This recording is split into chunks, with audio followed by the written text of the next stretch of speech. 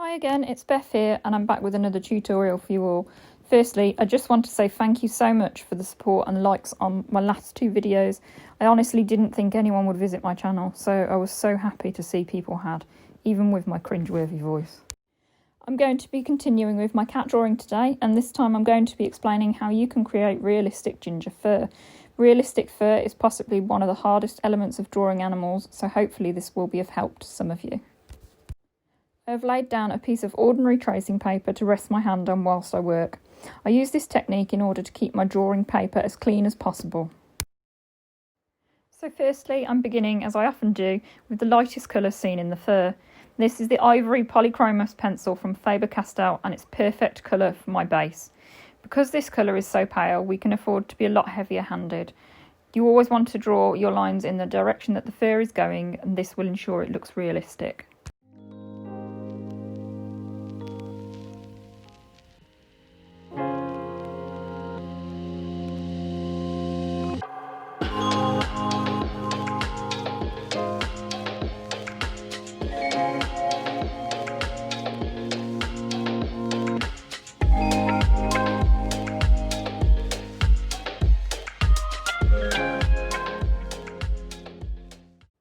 This handy tool is my Tombow Mono Eraser pen.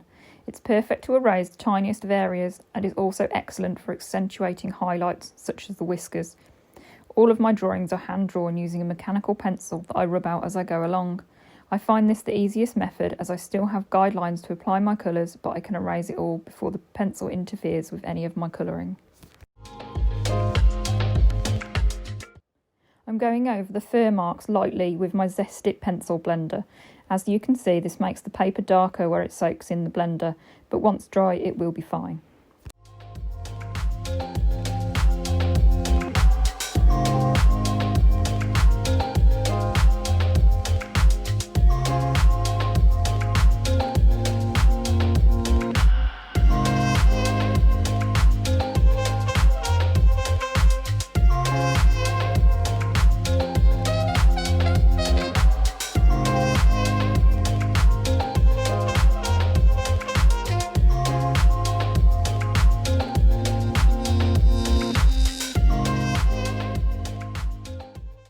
Here I'm using a medium-toned brown to sketch in the shadowed area of the top eyelid, and also begin to very lightly add some darker lines below the bottom eyelid. You want your lines to be very small, almost tapering off towards the tail end. Don't be afraid to move your paper around in order to get the right angle to create the fur.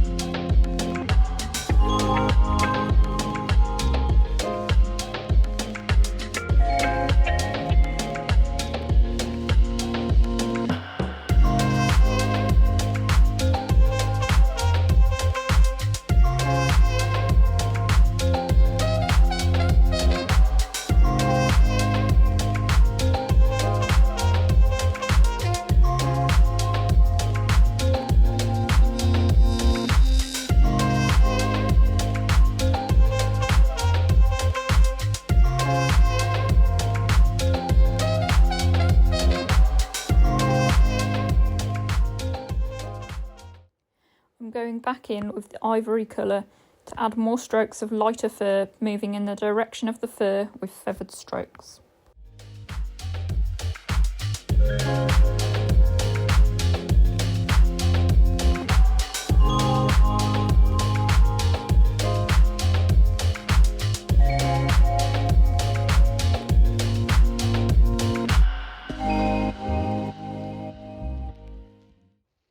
Selecting Terracotta from my range of pencils, I start to add small lines underneath the eye and continue these further, making marks whilst using the guidance of my reference photo. Then I add more layering. This is the best way to achieve a good depth to your fur and to make it look soft and lifelike.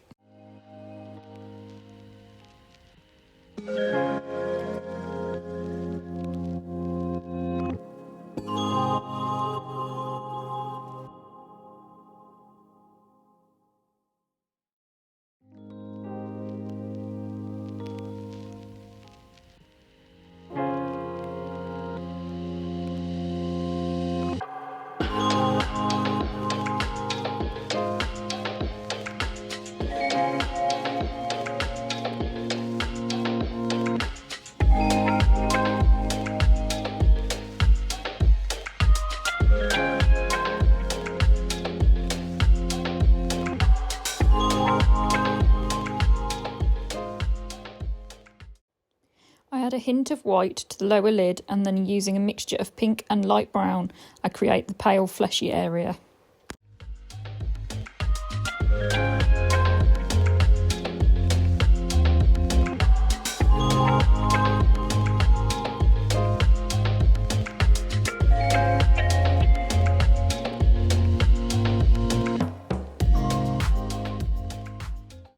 The shade I'm using next is a tone darker than the Terracotta and ever so slightly browner. I'm going to use this to start sketching in some fur strokes. The fur around the inner eye and nose area is much coarser and shorter than the rest of the fur. I'm going to angle my pencil so I'm able to use the side of the lead rather than the point. Using a slightly firmer pressure where I position my pencil, I use a short flicking motion with my hand.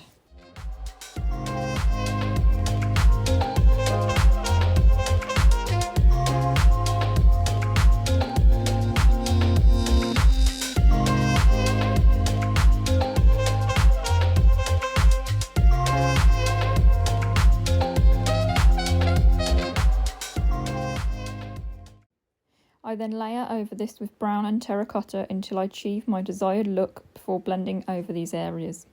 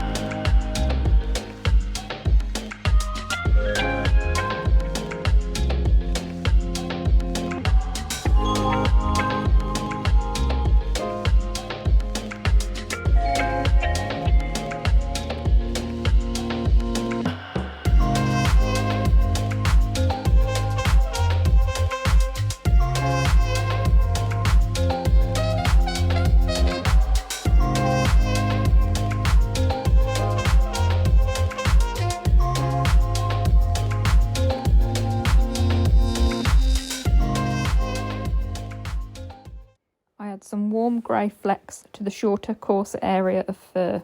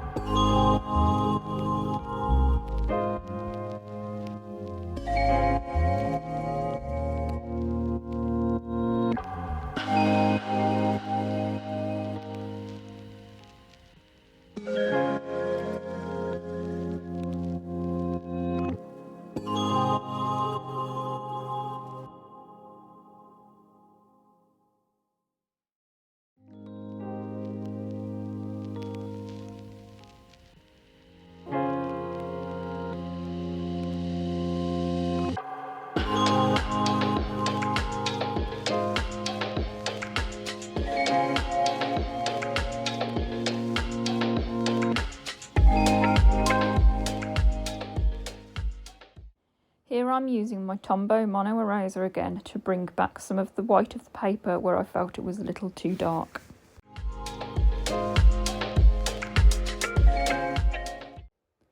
I'm starting to plot in further areas of fur with my orange-brown tone. I constantly refer to my reference photo to see exactly where these darker areas need to be. If you find this difficult, you can use the main features of your drawing to guide you.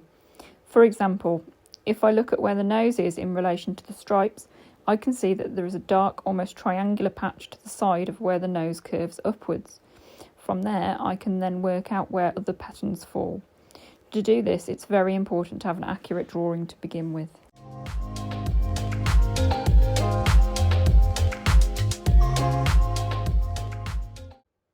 I often switch to the ivory colour I originally used and use it to almost fill in the gaps between where I've plotted the darker areas of fur.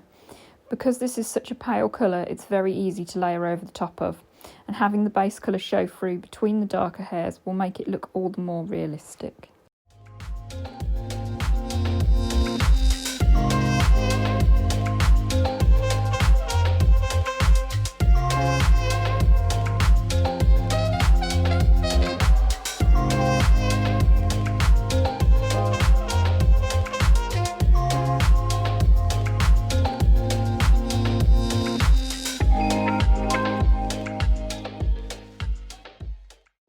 Whilst I'm waiting for my pencil blender to dry, this is an ideal time to plot in my cat's eyebrows. Using my Caran D'ache white pencil and a firm pressure, I use the ginger marks I've already made to position the white hairs. Where the hair continues over to the background, I sketch this in with my mechanical pencil to remind me when I return to this area later. It's very difficult to see the white lines on the white paper. If you have good lighting, you will see a very subtle shine if you've pressed hard enough with your pencil. A good trick to remembering where they are is to lightly outline the base with a colour we know will blend nicely into the fur later. Here I used the Terracotta. That will give you a better visual as to their exact location.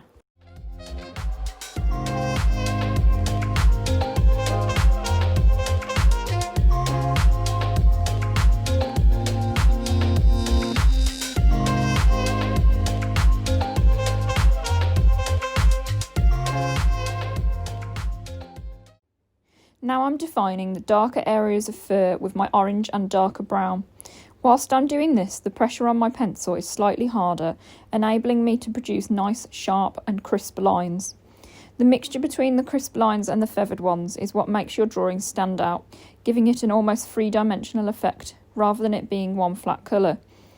The majority of the ginger fur is made up of 4 colours: ivory, terracotta, light brown and darker brown. So here we have our base colour, 2 midtones and a darker shade which creates the overall depth in our drawing.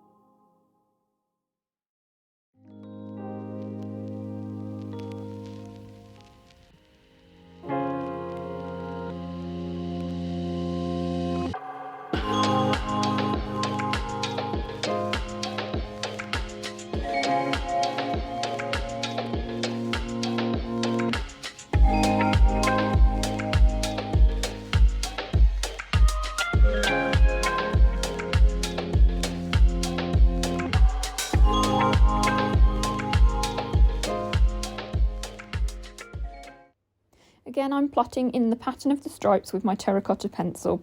I'm doing these lines a bit darker where I can see the fur is darker on my reference photo, but still using quite a light pressure. I don't want the lines to stand out so much that they look odd in comparison to the rest of my drawing. I want to be able to blend them in later on if I need to.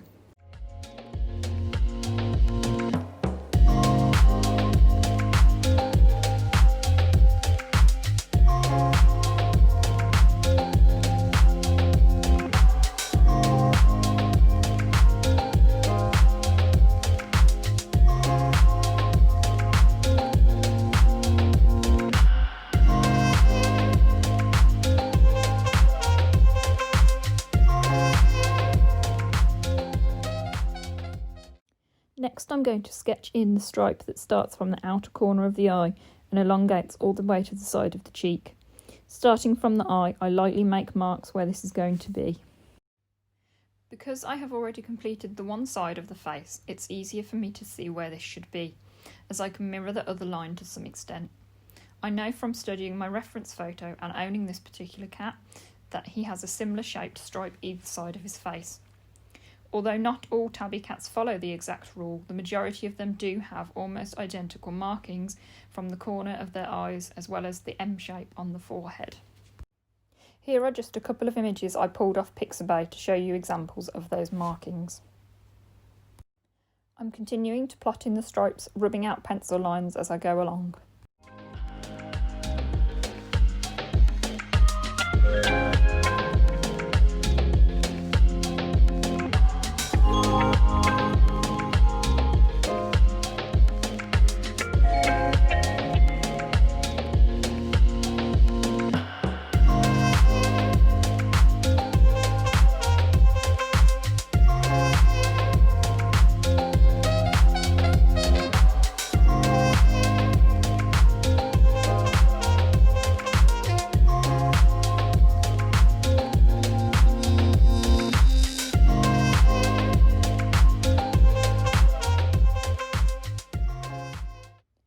take the light brown and use this to add darker areas. As you can see, this makes certain stripes much bolder in colour.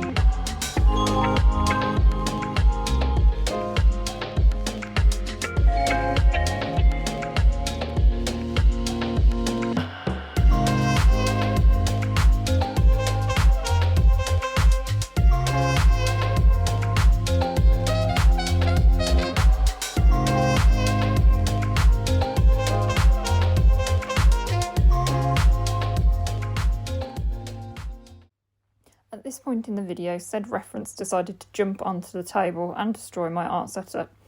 This is also why I keep tracing paper close by. I'll be right back with you.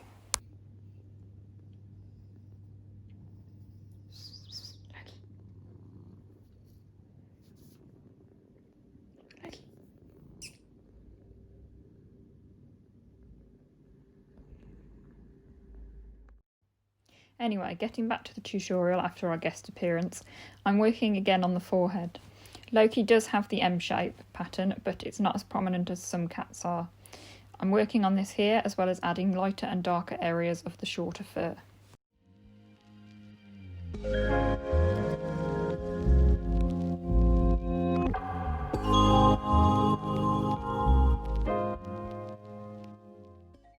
I'm again using the ivory colour to fill in some of the gaps of the white paper. I also use this to feather the fur at the very top of the head to make it look soft.